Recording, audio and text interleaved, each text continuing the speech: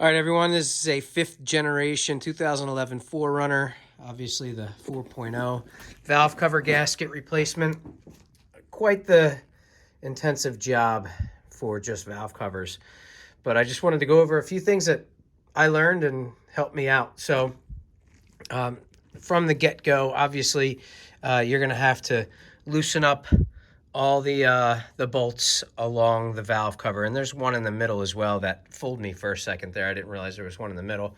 There's a bunch of these brackets that have to come off. So what I did is I took pictures of everything. I took a video of everything before I got started. You can see that as I got the harnesses unclipped, I zip tied them back.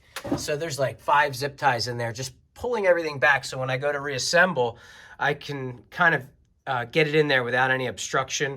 Plus all the dust and dirt from those harnesses will not kind of fall into the motor.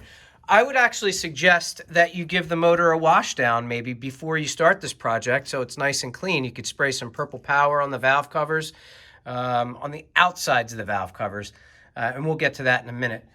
To keep track of all of my bolts, I used a piece of cardboard like so, and this is the I think this is the driver's side, and basically just poked holes in the cardboard.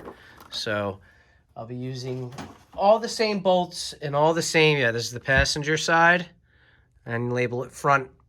Obviously that's the back, but they'll all go back, boom, like that.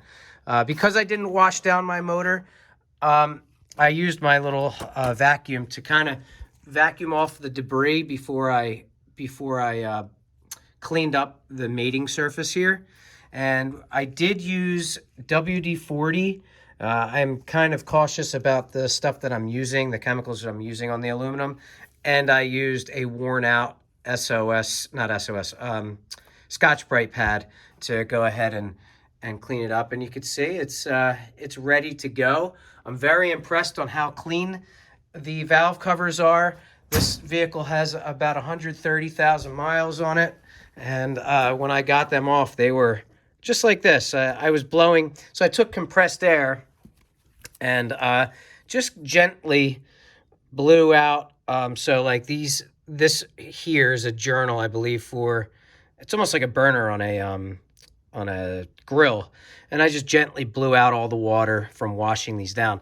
I set up a wash station outside, as you can see. I used Dawn on the insides of these valve covers because it's much more gentle than Purple Power, and I used Purple Power on the outsides of them because I'm not too concerned. I've been using Purple Power on the outsides of motors forever.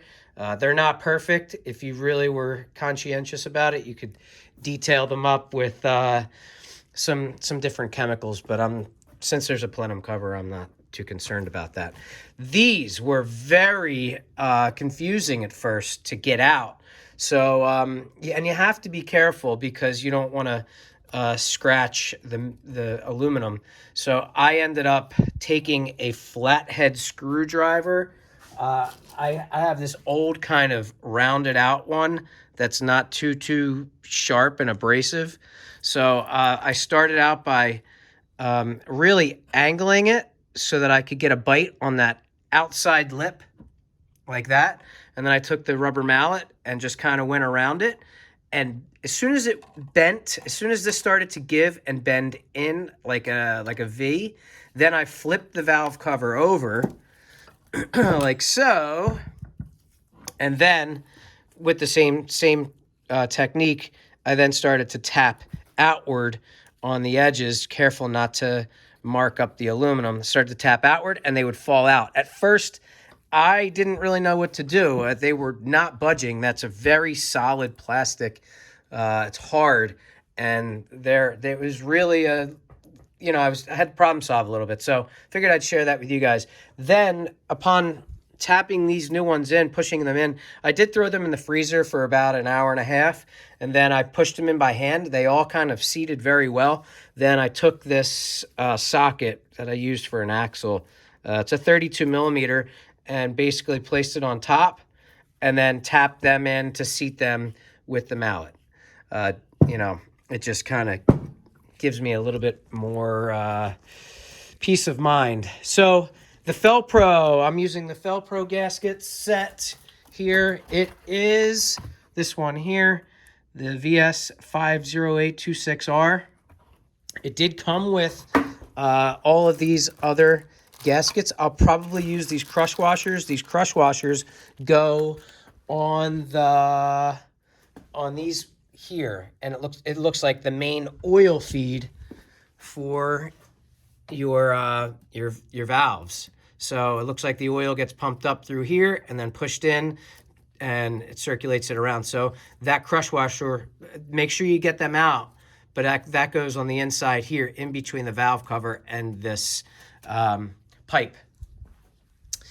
It does come with these small gaskets. I'm not replacing them. So all of these, I'm leaving them be.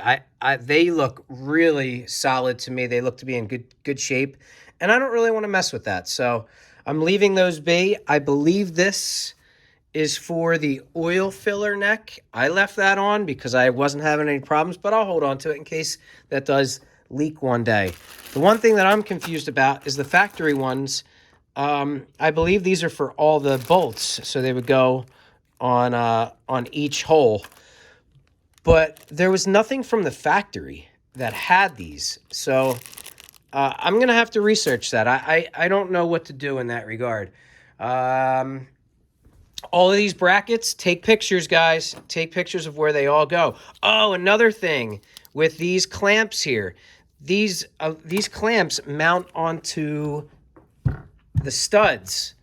There's these studs here, and you can't just pull these off. You'll break them. So what you have to do to open them up to get the wire harness out is to take your screwdriver, and if it's closed like that, you're going to get your screwdriver in here and just start prying up, and it'll start kind of feeding its way out. So it'll start going up, and then it'll pop open. That one had me a little confused because I didn't know how to release the harness. I didn't want to snap anything, so that worked out for me. I am going to, and then once you get everything disconnected, once you get your wiring harness disconnected, all of your sensors, and I did thread back a lot of the bolts that were holding some of the things on. I just threaded them back in so that I knew exactly where they went. So that's not a bad idea. And again, keep track of your brackets. I used plastic putty knives at first to kind of break the seal from here. Popped it in there. And also, there's a lip right here on the valve cover. And there's this hard surface here as well. So you can take a pry bar right here without compromising anything on the lip of the valve cover and crack the seal. Worked out well for me. And then I kind of used the putty knife again to kind of break everything else loose. And I was able to then to then go ahead and pop it up. Anyway, I think that's the important stuff. Wish me luck putting all of it back together. We'll see how it goes. I'll do a quick video from there. I'm also going to replace the serpentine belt as well since I'm in here. It's the original, so it's almost 10 years old with 130,000 on it. May as well do it. The way I knew that I had valve cover leak was there was seepage off mainly on this side. There was a lot of seepage on the valve cover itself. Nothing that was dripping down onto the manifold or anything, but I was getting oil, a lot of oil in this spark plug chamber here. So I have all my spark plugs and coils in here. Look at all that oil on them. I mean, it was like dripping off of some of these. So I'll clean those up. I might actually torch them with my little propane torch. The throttle body does come off. I am going to spend some time and clean this. Doesn't look too bad, but I'm going to clean that up as well. And also, while I'm in here, this is my air box. Where's my MAF sensor? MAF sensor is It's on one of these pieces, guys. But take time. Oh, here it is. That's the bottom. This is the top. MAF sensor. I am going to clean that up. I'm not even going to take it out. I'm just going to leave it as is. Make sure that you use the appropriate cleaner. Where's mine? It's around here somewhere. Yes. Mass airflow sensor cleaner. Use that. Do not use carbon choke. It will, it's too abrasive for it. I kept all of my parts kind of in separate containers. So this is my intake manifold in this cardboard box here to just trying to keep everything clean. And obviously I don't have too much room in here, but you know, my air intake manifold over here, and then I put all my coils and spark plugs in that box. That's about it.